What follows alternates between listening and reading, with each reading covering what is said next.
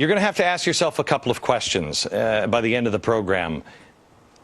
Why would our schools leave all of this history out? I mean, this is some of the greatest American story that you've ever heard. Why would they do that? And it's everywhere. You just don't know where to look. If you take a look at the revolutionary paintings of revolutionary times, here it is. This is a Boston Tea Party. Bunch of white guys, and then these people strangely looking like Indians, and they're not. But that's it. Not a lot of racial diversity. If you watch movies, one great movie. This is John Adams. You watch John Adams, and you don't see a lot of racial diversity. I'm currently watching Johnny Tremaine. This is. I love this movie. I remember this growing up. I was watching it with my kids just last night, and I noticed there are a couple of American Indians, but you don't see any African Americans unless they're slaves. They will show people as slaves, but that's it. Now, I want to show you a painting of the Battle of Bunker Hill. Here's the Battle of Bunker Hill. Bunch of white guys, right? Unless you know where to look. Right here. That's Peter Salem. He was actually the hero of the battle. It doesn't look like he's a hero there. He looks like he's cowering behind the white guy with a sword. He was the hero of the battle. And he saved scores of American lives that day. Why don't we know this? Look here. African American, helping row the boat across. You know what his name was? Prince Whipple. He fought alongside Washington during the Revolution. Take a look at this one, this painting of, this is the Marquis de Lafayette. If you look at this, you just think, oh yeah, and then he made his slave dress up like I don't know what. But that's what you would think, right? This guy is incredibly important. This guy may have won the Revolutionary War. James Armistead was his name. How did he win the Revolutionary War? Double spy. I'm going to let David tell the story here in a minute, but basically the Brits thought that he was spying for them, but he was spying for General Washington. He'd give the Brits bad intel and reveal the good critical information to General Washington. Did you know this story? Why? I'm so tired of people saying, well, it was just the white people, white people, white people. No. No. Why are we intentionally leaving others out? There are black founders. Human history. If I ask the audience, when did America have its first African-American judge? What year would you say? Anybody? Take a guess. Judge. 1860s? Anybody? 1770. 1770. Amy, is that just a wild guess? No, not. I wasn't sure exactly, but I think it's about 1770. Tell me. 1768. Wentworth Cheswell, New Hampshire, elected to office in New Hampshire. He was reelected for the next 49 years, held 8 different political positions. Really cool story about him is we all know that Paul Revere made his midnight ride. We also know he wasn't the only guy riding that night. Another guy riding, Wentworth Cheswell, black and white riding. Now, how is it possible? Did you know that we had an African-American ride to say the British are coming, the British are coming? Amy did. Amy did. Anybody else besides Amy know that? 2, 3. Okay, 3 people in the audience. Now, the white guy with the sword is Thomas Grosvenor. So you have Thomas Grosvenor and you have Peter Salem, black and white fighting side by side, but Peter is definitely the hero that day.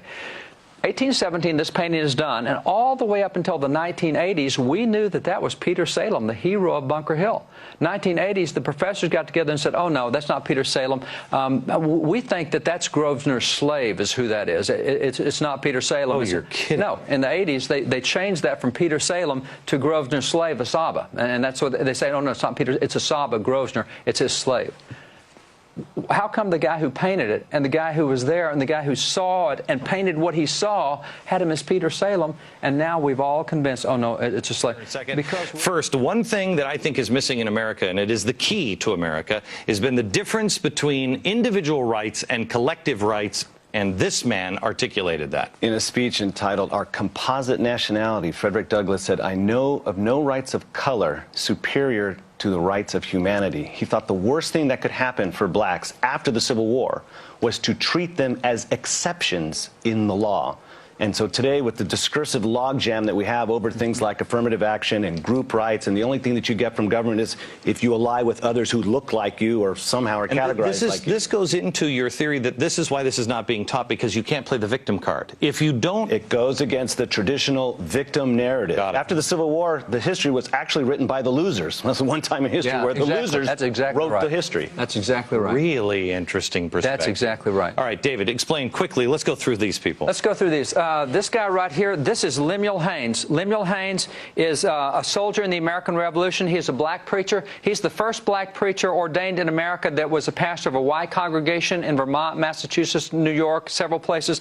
A black professor in black a preacher, white... That's right, in a white church. Yeah, black minister. Black minister in a white church in 4 different states. He was ordained in the Congregationalist denomination in 1785. He's the first black to receive a master's degree in America. He got that in 1804 from Middlebury College. So Lemuel Haynes, every year on Washington's birthday, he preached a special sermon about George Washington, his commander-in-chief, in all of his churches where he was. Unbelievable. So we don't hear about Lemuel Haynes.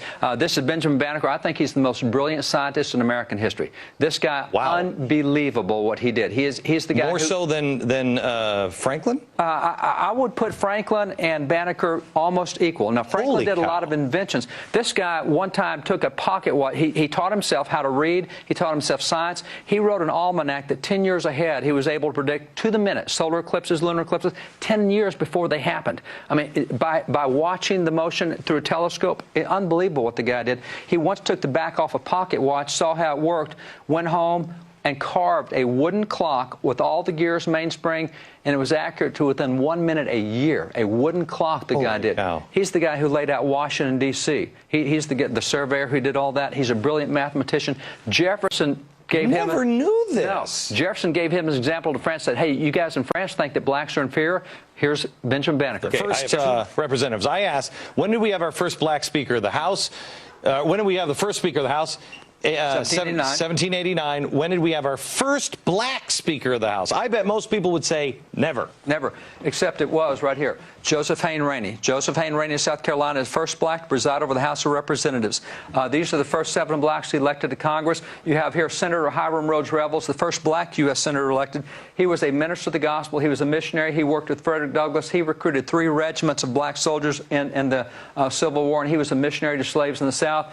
You have here Benjamin Turner, Josiah Wall, this guy right here is really cool. Robert Brown Elliott is probably the most brilliant guy of that era. He actually took on the vice president of the Confederacy in a debate on the floor and just tore his head off. The racist Alexander Stephens. It was a great debate. When did we turn? Were these guys proud Americans, or did they say this is the epitome of what we were just talking about. These were individual guys. Half of these guys taught themselves to read. Half of these guys were slaves, and 5 years later, they're sitting in Congress. And as slaves, it was a capital offense to learn to read. So these guys in 5 years, and I'll guarantee you read their speeches and records of Congress, you better have a dictionary and a thesaurus in both hands because you want to understand the language they use. It is so brilliant what these guys did.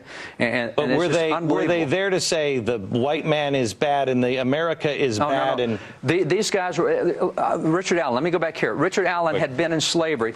Richard Allen was in slavery, and he held no bitterness at all. He says, God would not allow bitterness even in Joseph when he was in prison. Do you think God will allow it in us? He said, we can't have bitterness. He said, by the way, there were some whites who held us in slavery, but it's whites who are working for our freedom. I mean, these guys had no bitterness. They wouldn't allow it.